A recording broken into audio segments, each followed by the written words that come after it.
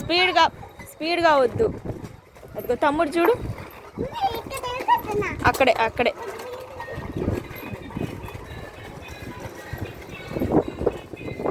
కన్నా కన్నా చూడు, కన్నద్దా. ఏందమ్మా చిన్నంగా దా దా కన్నా దా.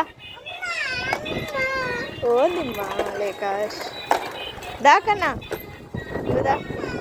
చూడు అన్నయ్య చూడు ఎంత ఫాస్ట్గా తొక్కేస్తున్నాడు. దా దా కన్నా రా.